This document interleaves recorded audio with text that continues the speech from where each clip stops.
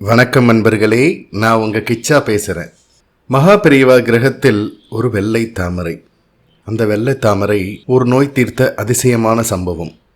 அந்த சம்பவம் பற்றினது தான் இந்த பதிவு. அந்த அதிசயமான சம்பவத்தை பற்றி மேலும் நம்ம தெரிஞ்சுக்கிறதுக்கு முன்னால் நம்ம சேனலை சப்ஸ்கிரைப் பண்ணாதவங்க கண்டிப்பாக பெல் ஐக்கான் கிளிக் பண்ணுங்கள், சப்ஸ்கிரைப் பண்ணுங்கள். பல வருடங்களுக்கு முன்பு நடந்த சம்பவம் இது. சேலத்தில் ரகுராம் காலனியில் தனக்காக ஒரு வீடு வேண்டும் என்று பக்தர் ராஜகோபாலிடம் கேட்டு பெற்றுக்கொண்ட சமயம் மகா பெரியவா கிரகம் என்ற பெயருடன் கம்பீரமாக காட்சியளிக்கும் அந்த இல்லம் சங்கர மடத்தின் கிளையோ என்று எல்லோரையும் நினைக்கச் செய்யும். அப்போது ராஜகோபால் சேலத்தில் உள்ள காஃபி போர்டில் டெப்போ மேனேஜராக இருந்தார். கடுமையான வேலை. அந்த நிறுவன கிளையை நிர்வகிப்பது சாதாரண வேலையே இல்லை. நேர்மை, நியாயம் போன்றவற்றுடன் கடுமையான உழைப்புக்கும் பெயர் பெற்ற ராஜகோபால் அந்த பதவியில் அமர்த்தப்பட்டவுடன் அவர் மகா பெரியவாளின் அருட்கடாட்சத்தால் சேலத்தில் உருவான பெரியவா கிரகத்தையும் கவனமாக பார்த்து கொள்ள வேண்டிய வாய்ப்பு கிட்டியது. காலையில் 10 மணிக்குள் பூஜையை முடித்துவிட்டு அலுவலகம் சென்றால் திரும்பி வர இரவு 11 மணி ஆகிவிடும். அவருக்கு மணியான 2 குழந்தைகள். மூத்தவன் மதுசூதனன், இளையவள் மதுஷாலினி. இருவரும் தந்தையை சந்திக்க முடிவதே காலை நேரங்களில் மட்டும்தான். ஏன்பா, நீ இந்த ஊரில் தான் இருக்கியா, இங்கே தான் வேலை பார்க்குறியா என்று அவர்கள் கேட்காத குறை. அவர்கள் என்ன படிக்கிறார்கள் என்று கூட தந்தைக்கு தெரியாது. தொடர்ந்து கடுமையாக உழைத்த ராஜகோபாலின் உடல்நிலை திடீரென்று பாதித்தது. எப்போதும் நெஞ்சில் ஏதோ பாரம் அழுத்துவது போன்ற தொல்லை. மூச்சு விடுவதிலும் சற்று சிரமம். படுத்து கொண்டு இருந்தால் நன்றாக இருக்கும் போல் தோன்றும். வேகமாக நடக்கவும் முடியாது.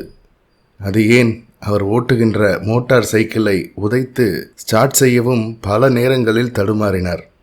மருத்துவர்களிடம் சென்றபோது அவர்கள் கொடுத்த மருந்து வியாதியை ஏன் என்று கூட கேட்கவில்லை.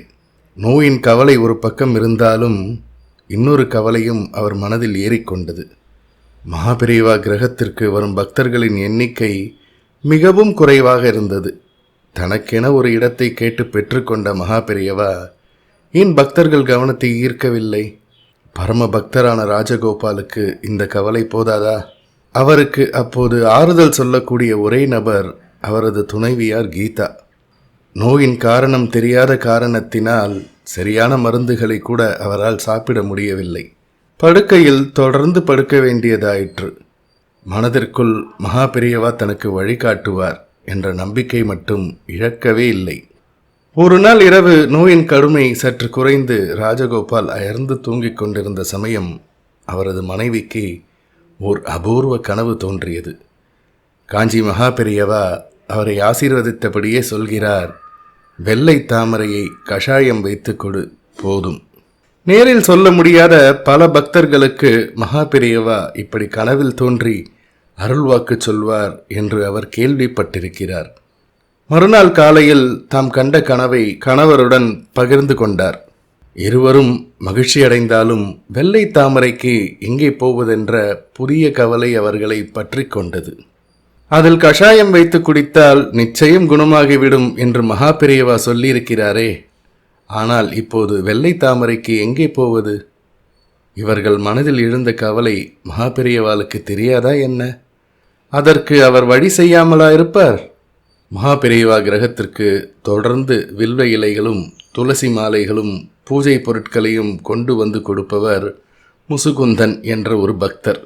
இவர்கள் வெள்ளை தாமரையை பற்றி பேசிக் கொண்டிருந்த போது முசுகுந்தன் கையில் ஒரு வெள்ளை தாமரையுடன் அவர்கள் எதிரில் வந்து நிற்கிறார். மகா பெரியவாளின் கருணையால் இது நடந்தது என்று சொல்லித்தான் ஆக வேண்டும். தம்பதியினர் அப்போது அடைந்த மகிழ்ச்சிக்கு அவர்களின் கண்ணில் பெருக்கெடுத்து ஓடிய கண்ணீரே சாட்சி. கஷாயம் தயாரானது. அதை குடித்த ராஜகோபாலின் உடல் உபாதையும் குணமாகியது. அதற்கு பிறகு அவருக்கு அந்த தொல்லையே இல்லை என்பதுதான் இங்கு முக்கியமாக சொல்ல வேண்டிய விஷயம். மகா பெரியவாளின் கிரகத்தில் வெள்ளை தாமரை புகுந்த தினத்தில் இருந்து பக்தர்கள் கூட்டமும் அதிகரித்தது. அனுஷ நட்சத்திர நாட்களில் வரும் எண்ணிலடங்கா பக்தர்கள் வயிறார உண்டு மகிழ்ந்து பேசுவது கண்கொள்ளா காட்சி.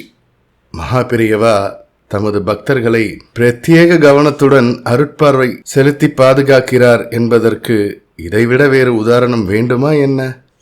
ஜெய ஜெய சங்கர ஹர ஹர சங்கர. இந்த பதிவு உங்களுக்கு பிடிச்சிருந்தா லைக் பண்ணுங்க, ஷேர் பண்ணுங்க, கமெண்ட் பண்ணுங்க. மறக்காம பெல் ஐக்கான் கிளிக் பண்ணுங்க, சப்ஸ்கிரைப் பண்ணுங்க. நன்றி அன்பர்களே.